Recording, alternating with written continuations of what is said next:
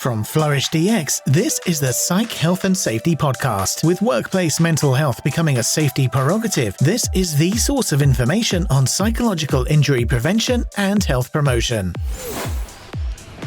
Hi, and welcome to the Psych Health and Safety Podcast. My name is Jason and I'm one of the hosts of the show. The aim of the podcast is to rapidly increase the knowledge and application of psychological health and safety in workplaces worldwide. To help with this, we have regular guests from around the world who are leading the way in this important area. But before I introduce our guest and topic for today, allow me to introduce my co-host, Joelle Mitchell. How are you today, Joelle?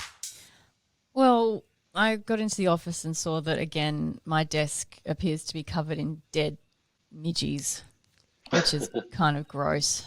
Yes, this is the problem, right? Like, you introduce, greenage into the office, and real greenage, not fake greenage. Jason's talking about pot plants, everybody. What else would we be? I don't know. Greenage is a really strange word that I've literally never heard come out of your mouth ever. I know this episode's coming out after Christmas, but we are recording it pre-Christmas. My brain has decided to go on holidays. Yeah, early, so I think that's a made-up word. Greenery. That's a better word. Greenery. No, greenery is. I think people would understand what you meant if you said greenery. Maybe we should just not have real things in the office, just have fake. Well, that's the problem, isn't it? That we do just struggle to keep things alive. Well, they've been going all right now that we've got They sunlight. have, and Luke looking after them instead of us. Yeah, that was an issue. Black thumbs looking after plants did not work. Yeah. No.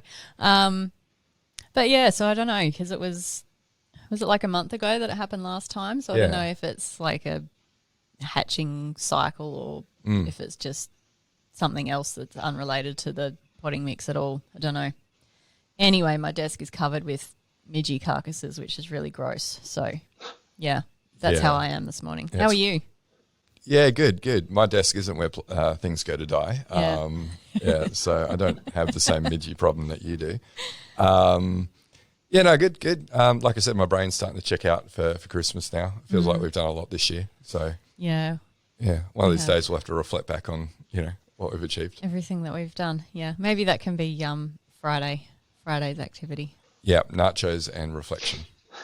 If we have nachos again, I think Dan is going to launch a coup. Yeah, I've done a risk assessment. I'm willing to wear that risk. So I love my nachos on a Friday. I know you do. Yeah, equally because you like how they taste and because of how Dan reacts when you have them. And how I don't have to think. Yeah. Well, there's that as well. One less decision to make. Yeah, that's right. Yep. Hey, but our guest isn't here, to listen to us talk about our eating habits and our greenery. And our bug carcasses. Yeah. I'm quite interested in the bug carcasses. So let's introduce him in there. Yes. So look, like Joelle, he is an industrial organisational psychologist and has worked with Silicon Valley startups through to NYSE, which is New York Stock Exchange, and ASX 100 companies. He publishes in academic and media publications and regularly speaks at national and international conferences. He is the managing director of Infinite Potential. Welcome to the podcast, Dr. John Chen. Hi, thanks so much for having me today. Now, great to have you on, John. And like you said, you regularly talk at different conferences and events, and that's actually how we met at a live panel that Ari hosted in Sydney last month. Mm-hmm. So, really great to find a like-minded professional. So I thought, let's get this guy on our podcast. So, really great to have you on today. And it's a topic close to our heart, so looking forward to exploring it with you. Yeah, great. Thanks again. Really excited to be here. So before we do get into the topic of the day, can you share with our listeners what podcasts you like to listen to? Yeah, sure. I guess the one that I probably listen to the most on a regular basis is probably Rethinking with Adam Grant. It's probably a pretty common, popular one. But I try to stay away from sort of work type of related things when I'm listening to podcasts. So the other one that I've been listening to quite a while, I said throughout COVID, it's Fake Doctors, Real Friends. I don't know if you know that one. It's a Scrubs, a TV show, kind of rewatching kind of podcast. Really love the show, throughout uni and stuff, and it's kind of great to kind of listen to them. Yeah, there's more of those coming out now. So there's a Parks and Recreation one, and there's a Buffy one that Jason and I are currently listening to. I listened to a few episodes of the Entourage one, which is Victory. The Victory podcast. That was cool. I don't think I could stomach that. Entourage by itself was bad enough. Yeah, I let don't alone think listening to people talking about I don't think Entourage. I don't think it would hold up in the 2020s. No, it was. I think it probably the last one that they did. They shouldn't have done anyway. Yeah, yeah. Anyway, John, tell us about your professional career, please. Yeah, sure. As Jason mentioned, my background is in industrial organizational psychology. I started my career in psychometric assessments, so developing a lot of like personality assessments, 360s, those type of assessments. And I spent pretty much the majority of my career designing and implementing sort of talent and organizational development type of strategies and programs all around the world. So everything from high volume recruitment programs to performance management, engagement, talent, and leadership. I've been lucky enough to kind of work both as an external consultant and internal sort of HR roles all across the US, Australia, and throughout Asia.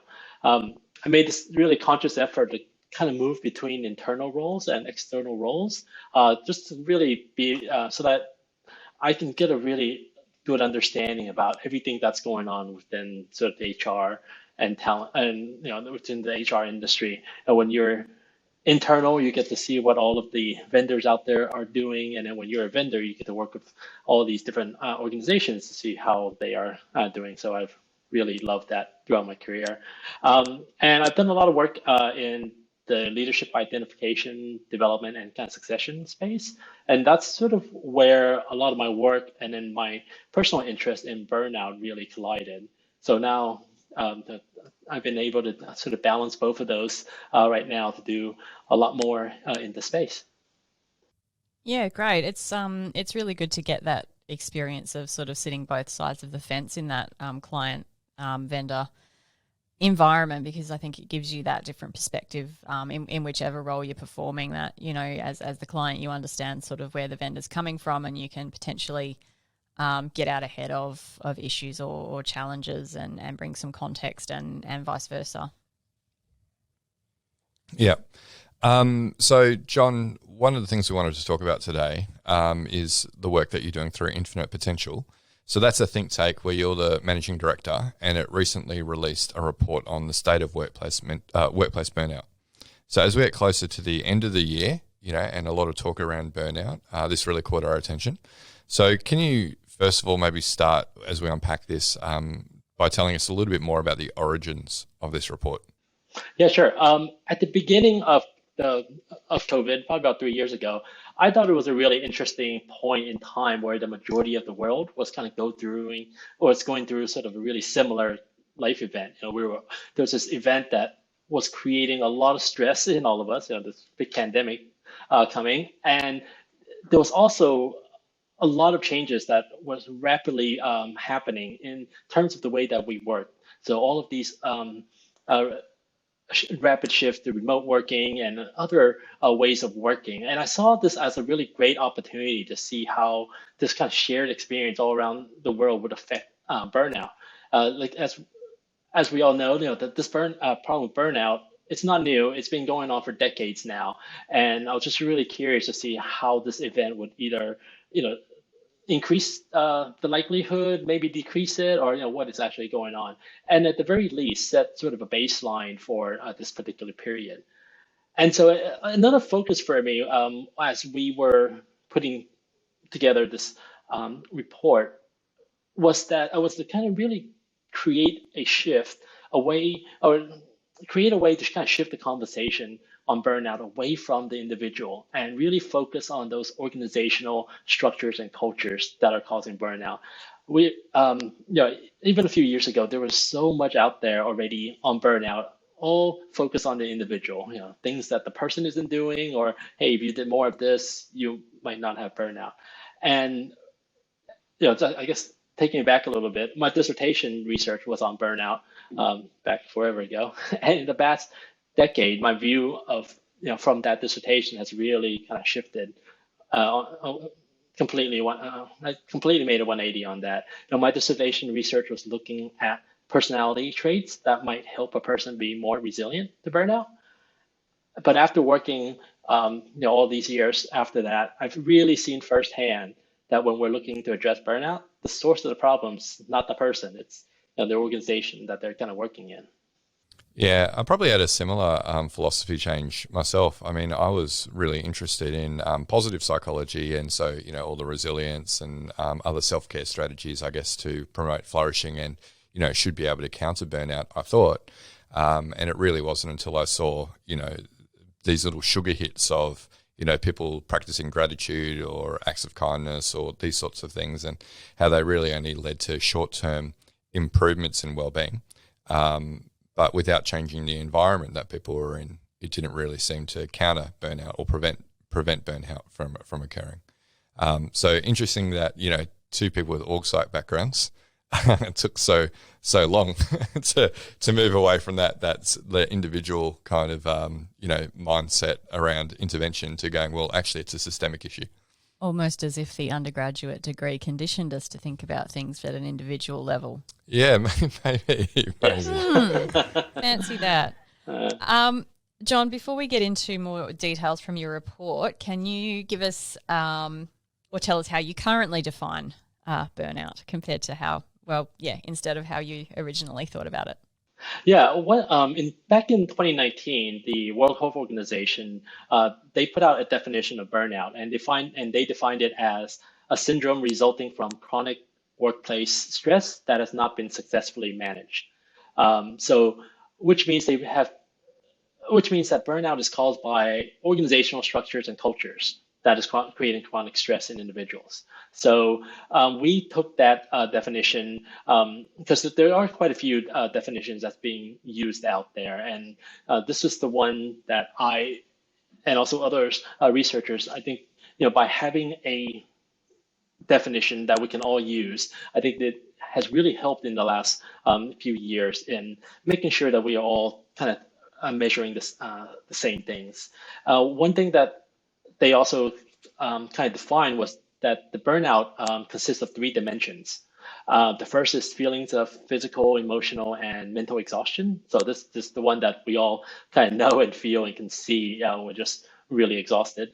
The second dimension is that increased feelings of disengagement or mental distance from work. So almost having that cynicism towards your job, like just hate everything that is going on with it, even though you probably used to love your job and really enjoyed doing that work.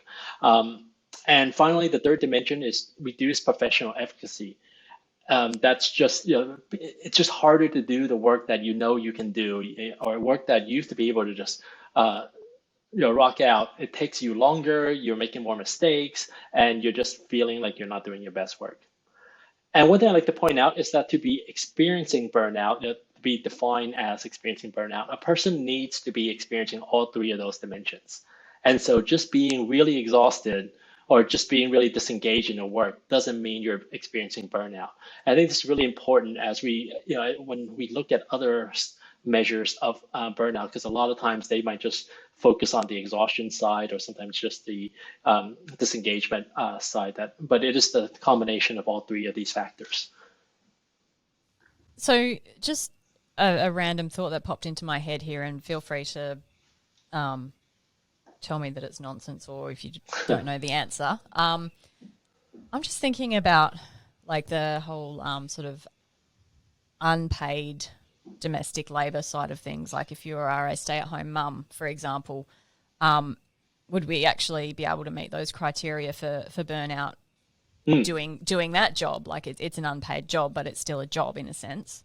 Yeah. I think that's a really good question. There's been a lot of discussions with that, but I think what according to the WHO definition, not only does it define what burnout is, it also kind of describes what it isn't. And one of the things that it really tries to focus on is that burnout refers to that specific work experience, and it shouldn't be used to describe what a person might be experiencing in their personal life. So it doesn't mean that a person can't feel extreme levels of stress or disengagement or negativity and all of that stuff, but it's different than burnout. And so I guess that's a very consultant answer for you, yes and no. That Joel's used to that one. It depends. It's me. That's my answer to depends. everything anybody ever asks me is, well, it depends. Yeah. It depends. That's right. So it sounds like you would have maybe a similar cluster of symptoms, but you would be diagnosing it as something different other than burnout. Yeah, that's right. Because of the context. Yeah. Yeah. Okay. Yeah. The cynicism might be a difficult one in a home environment. I'm sure there's plenty of parents out there who have gone through periods of extreme cynicism in their home life, or spouses.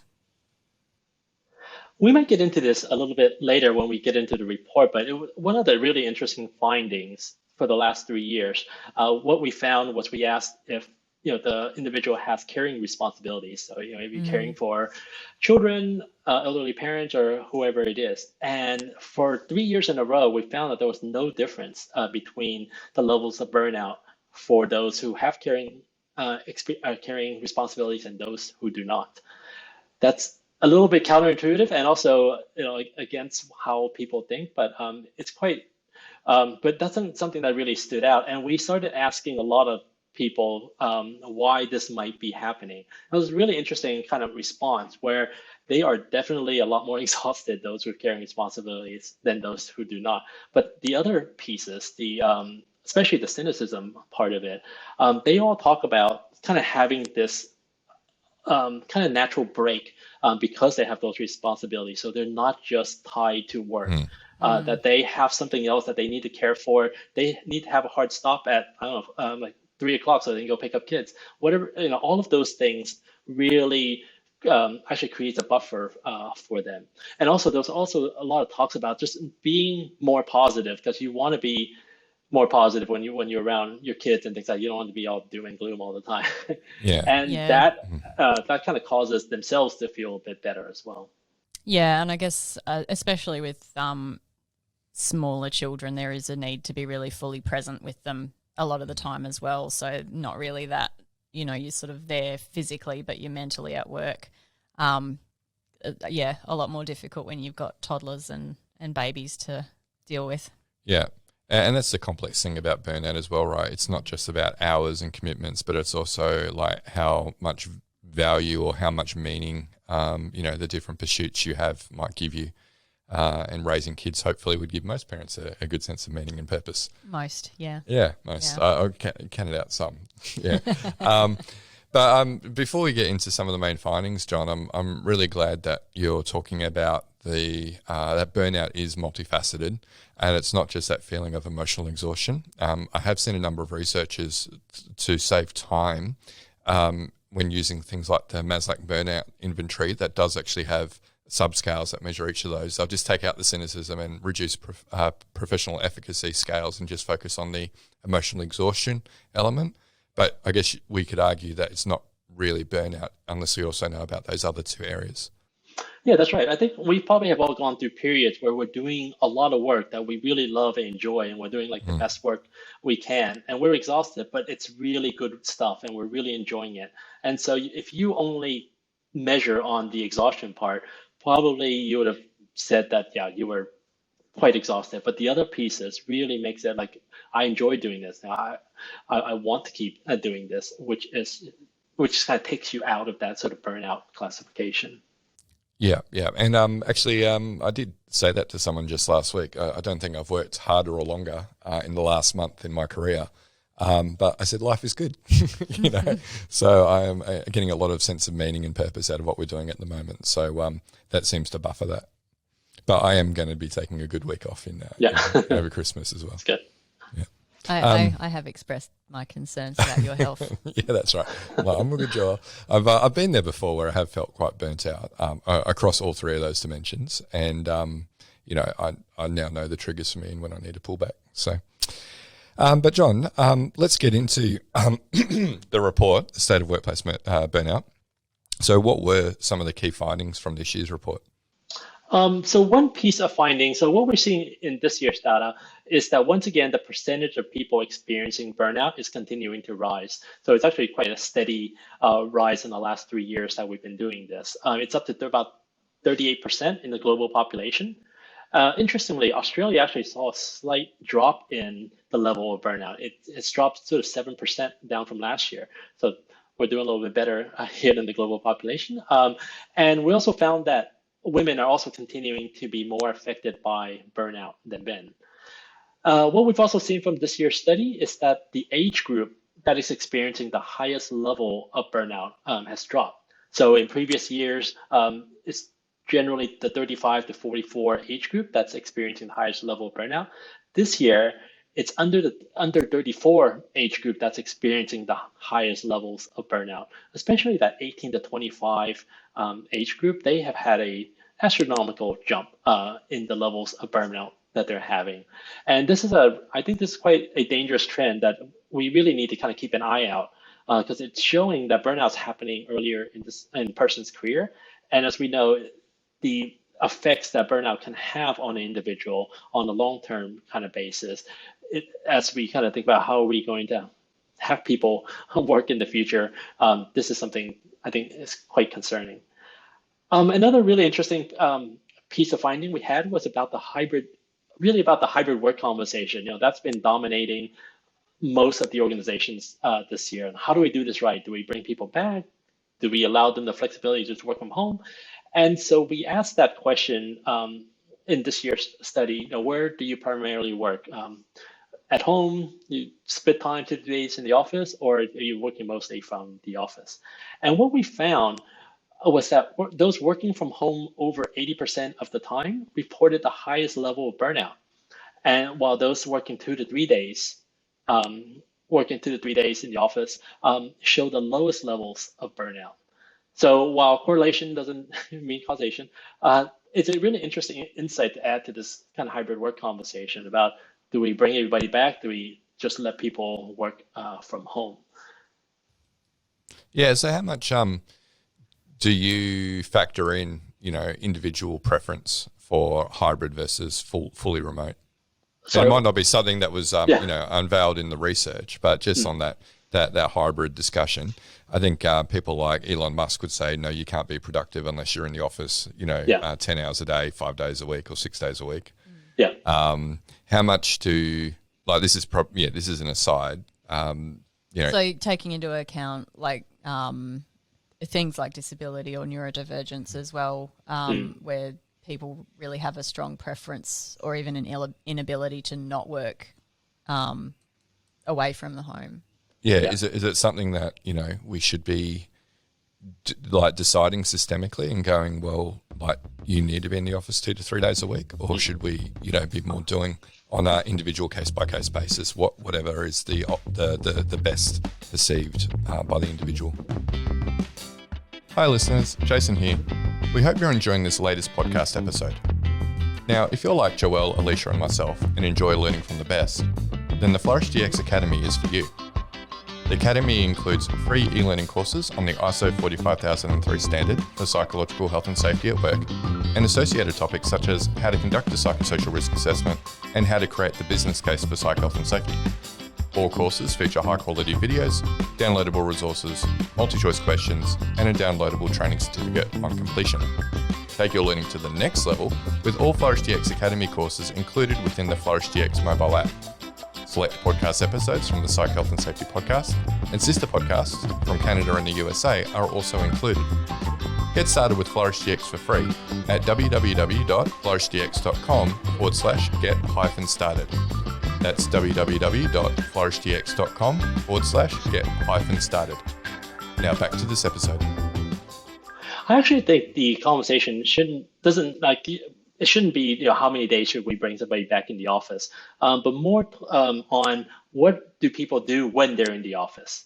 So if you make people come back to the office, they just sit on Teams or Zoom meetings all day, that is not a good use of time for anybody. But if we are able to kind of rethink what we do when we all come in together, we're doing collaborative work, we're doing even the socializing and networking kind of thing, and that is the focus of work, I think that would create a lot more value in why you're here, and also just giving people a better reason to come in to the office.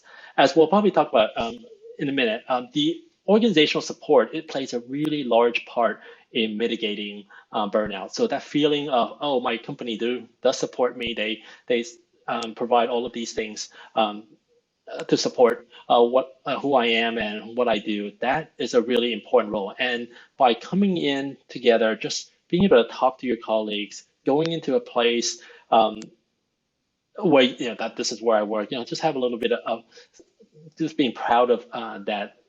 That all sort of adds up, and it really helps in some of the burnout that people feel.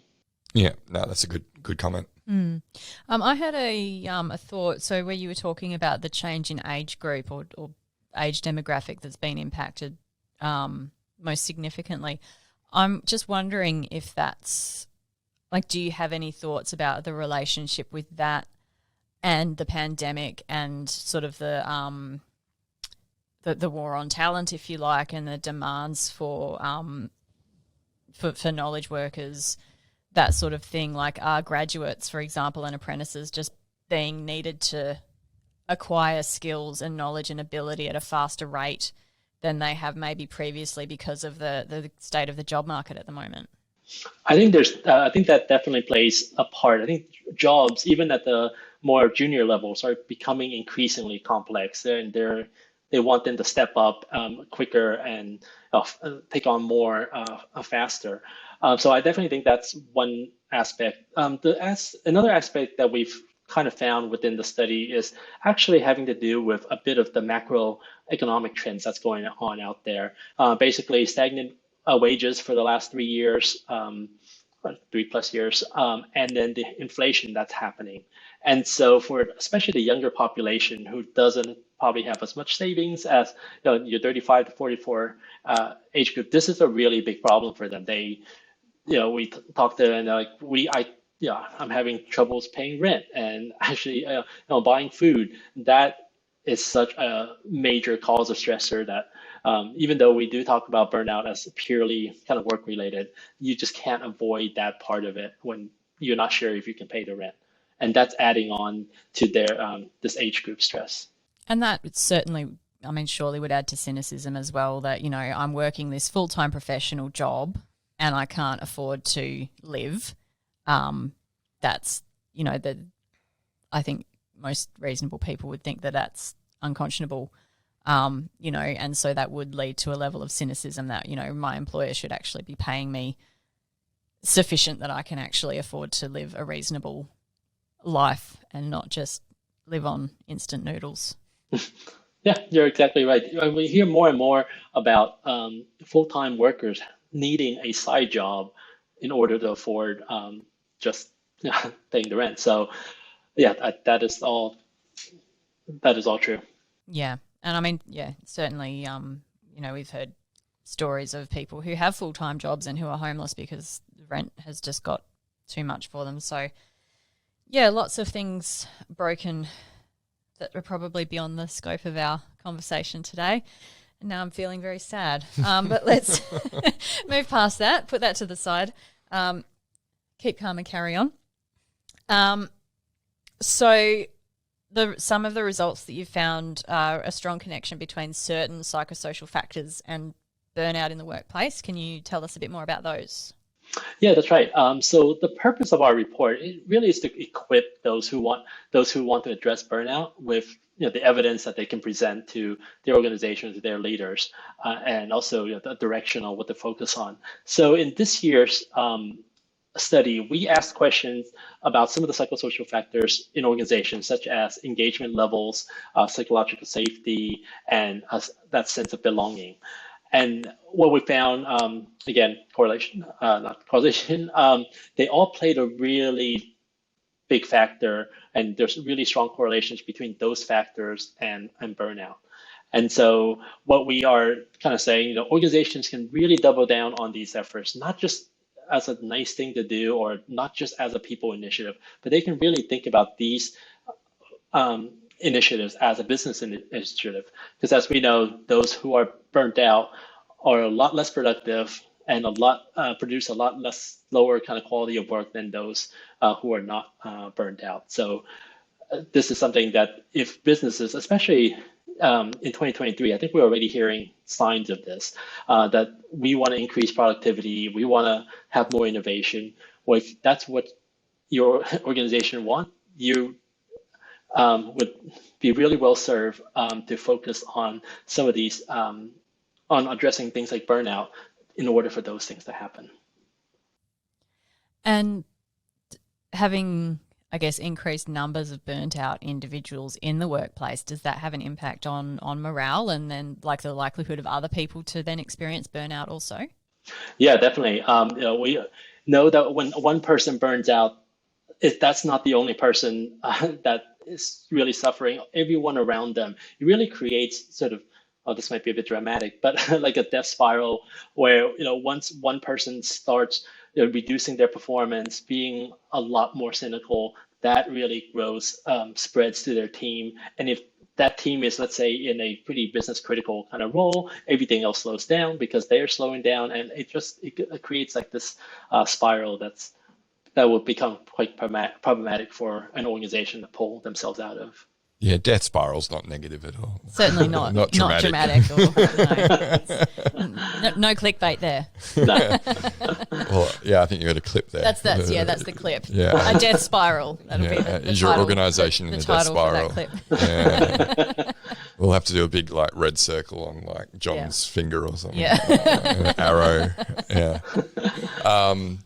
Yeah. So, but what you're talking about there is twofold, I guess. There's the shared experience of systemic factors that might be affecting people's levels of burnout, and then when you have one person burn out, it reduces their performance, which means that other people need to lift theirs in order to counteract that reduced productivity elsewhere in their team.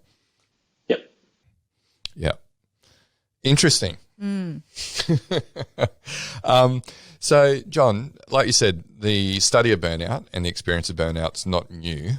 It is something that has been getting a lot of attention in recent times on the back of COVID, though.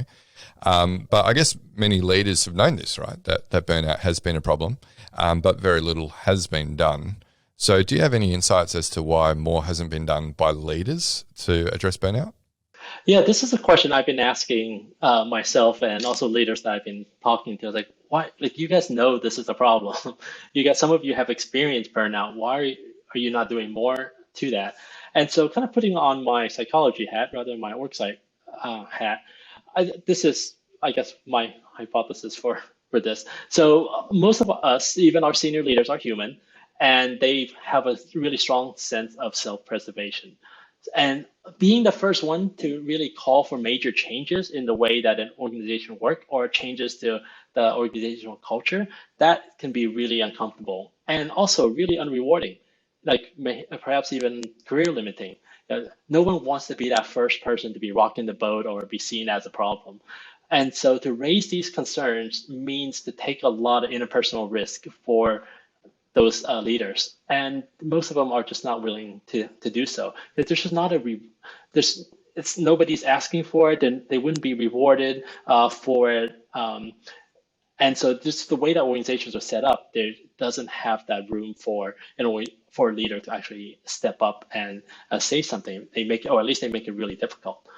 And another reason for this hesitancy is that I think there's a level of cognitive dissonance that's happening with a lot of these leaders. So a lot of senior leaders, they've had to endure all of these bad structures and cultures that lead to burnout throughout their career. But not only have they survived, they have thrived, and they've risen to the top. They're now the senior leader, so they've coped really well. So it's difficult, I think, for some of these leaders to believe that the way that they've been working is bad, or to kind of accept that, there's actually a better way to do this. Like they might think, what have I had to pay an unnecessarily high price for my success? And they might kind of wonder, well, if others can thrive with or get to my level without having to sort of pay their dues and do all of these things I had to go through, does that lessen my own achievements? And so this kind of dissonance really, I think, plays a big source of inaction or even rejection when people like us try to talk to them about what they can do within the organization. Yeah, that really resonates with me. I see that in so many industries, whether it's like legal, education, healthcare. The people at the top have been doing it for a while, and largely through a lot of hours, and a lot of hard work. And so, there is that kind of mentality of what's wrong with this new group of people that are coming through that they don't have the backbone, they don't have, they're not resilient enough, and maybe they don't belong in this role, rather than going, well, how do we actually make these roles more suitable for a broader range of people? But, there's also looking at how has society changed from when I was going through, and I think a lot of people at that level of career were still in Australia anyway, fortunate enough to have a completely free tertiary education, were able to buy a house, at 20% of their salary or something like that. So, if you think about the social determinants of health, those were significantly different for that cohort of people when they were coming up as graduates and getting into their career. So there was, I guess, more capacity for them to potentially deal with challenges associated with work because they didn't have their psychological bandwidth being consumed by those other social determinants, if that makes sense. And the world has changed very significantly now. And, people don't necessarily have that same capacity for work-related stress because there are so many other stressors that they're having to deal with now that maybe weren't there in the past. Yeah, which makes sense from John's research with those younger workers being more severely impacted by burnout. Yeah. And I think priorities, just to add to your point, I think people's priorities have changed. Especially the younger generation, their priority is no longer work comes first and everything else comes later. They really want that balance, work life. They have a lot of other interests that they want to pursue, and so I think that the shift in priorities in people, and that's why I think we see a lot of the what's happening with Great Resignation and all those type of behaviors where it just doesn't fit what people are looking for anymore. And organizations who aren't able to kind of adapt, they're just going to have a harder and harder time finding people, especially good people, to work for them. And a lot of that comes back to psychological contract as well, right? Where, again, if we look to older generations, the psychological contract of employment was a lot different than it is today, where, there was, I guess, that longer term commitment from an employer as well, that you would have a job for life potentially, where that's no longer the case. And so it makes sense that then from the employee's perspective, if your employer is no longer offering you that security and stability, then as an employee, you're also going to change the way that you view your relationship with your employer in response to that. Yeah. So, look, this is a really, burnout is a big problem, right? It's a complex problem. It's a challenging problem, a wicked problem, we could probably describe it as, if we want to use that type of language. So for people who are interested in doing something about it, what would you recommend as their first step? Like you said, burnout is complex and addressing it isn't going to be easy. Unfortunately, I know I don't want to be that. I wish I could just tell you, just do these three things and it'd be great for a clip, John, if you could just just BuzzFeed it up for us. No, don't, you don't have to do that, John. No. Please don't. But so in terms of next steps, I recommend first of all reading up on the subject. I think there's a lot of, I don't want to say misinformation, but there's a lot of information out there that might not be correct about some of the sources and some of the root causes for burnout. So plug here. I'll maybe start with the State of Burnout report. There's a lot of good information about some of the core sources there, but there's also a lot of great books as such. There's a new one that's come out called The Burnout Challenge by Christina Maslach and Michael Leader, who are the two of the foremost experts on this topic. A lot of fantastic information in there.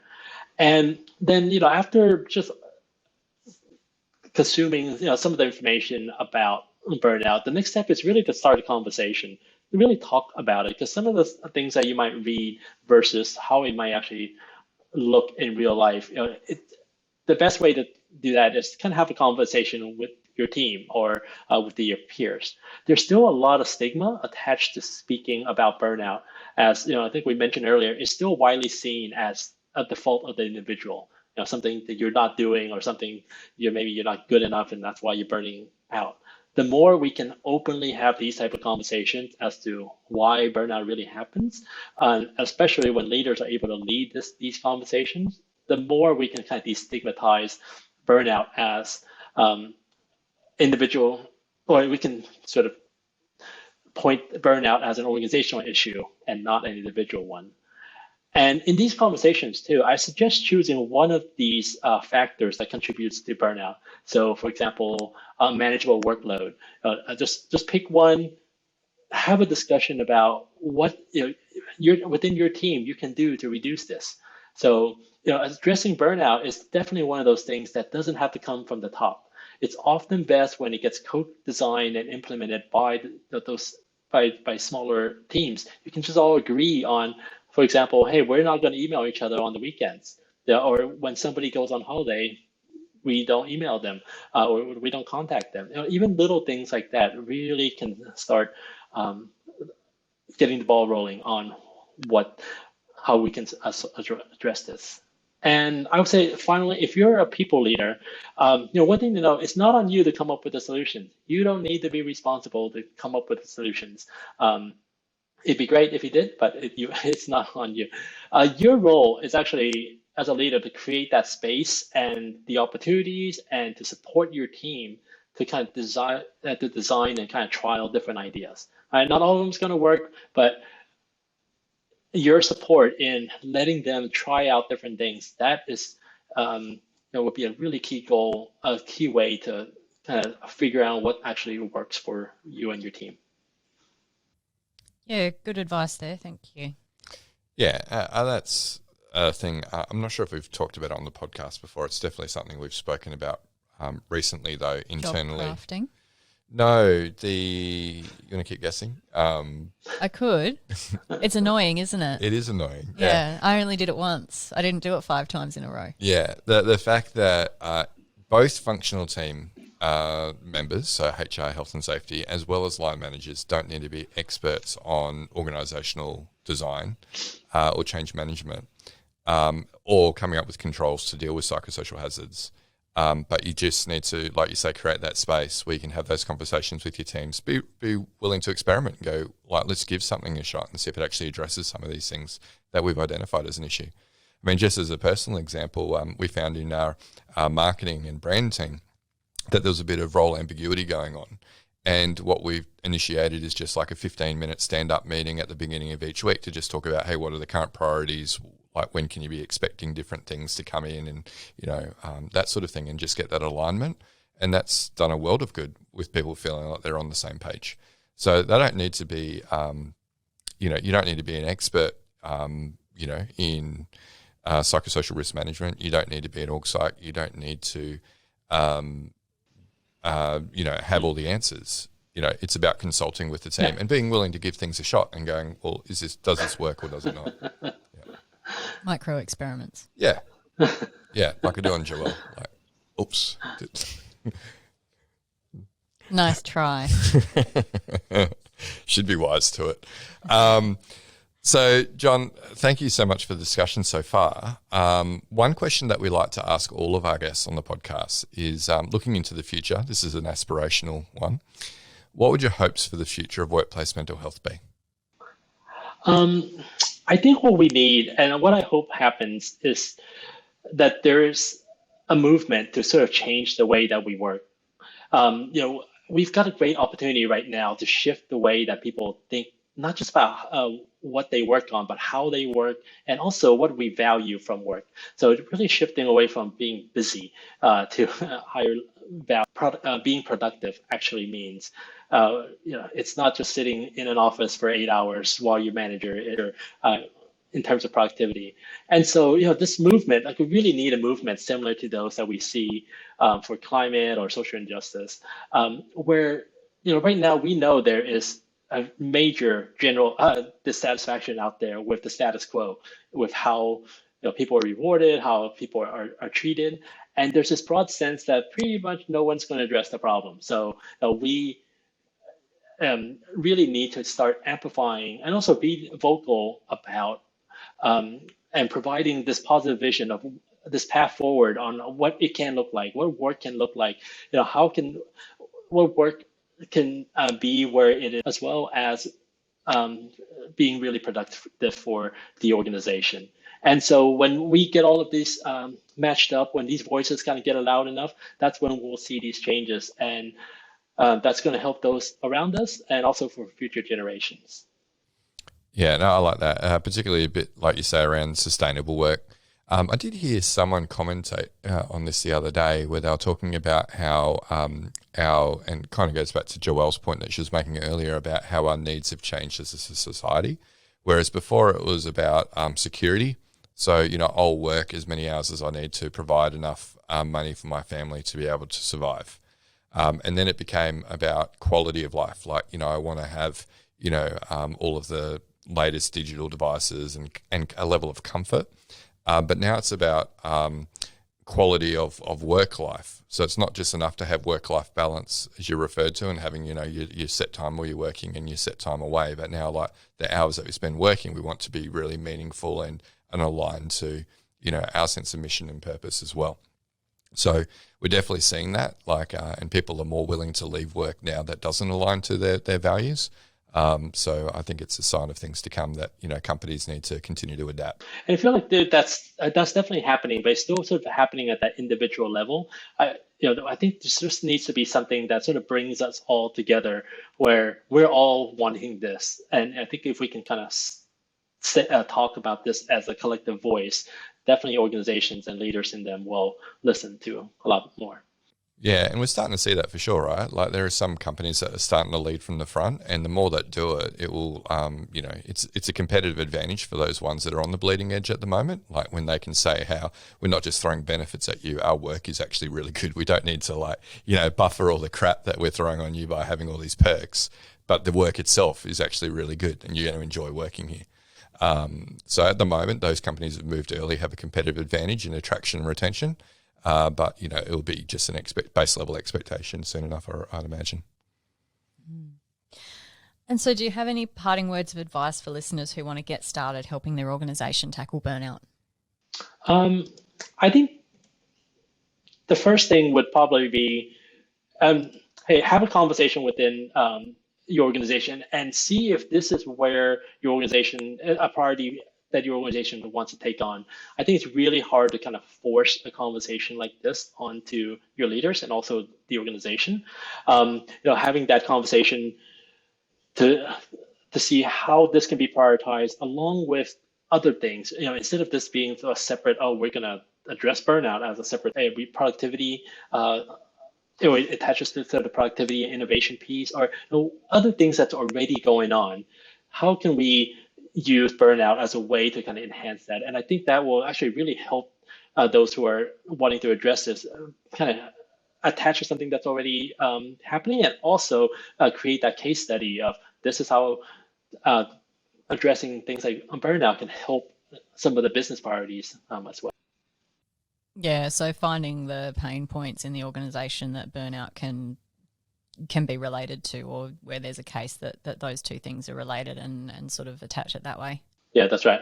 Yeah, and when there's already a program of activity within an organisation, like pulling it in underneath that umbrella is better than starting up a new program when people are going, we've got too many programs going on. Yeah. Yeah, nice.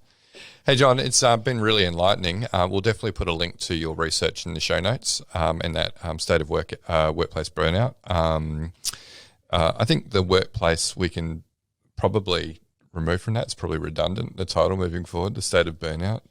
Well, if there's still a misunderstanding in the general population that burnout is a workplace problem. Yeah, one day we'll be able to remove it once the population. One day. Yeah.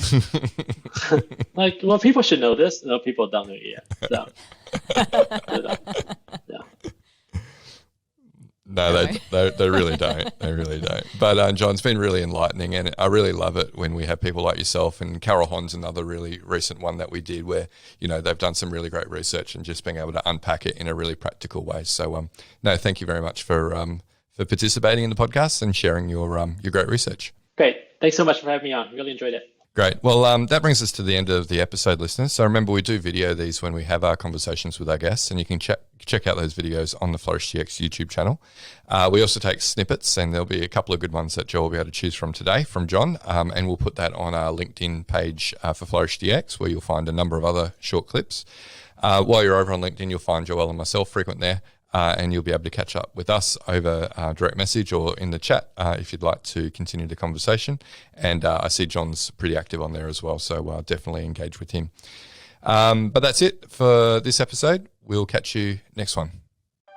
You've been listening to the Psych Health and Safety Podcast. To stay up to date with the latest on psychological injury prevention, follow Flourish DX on LinkedIn and subscribe to the Psych Health and Safety Podcast at www.psychealthandsafety.com.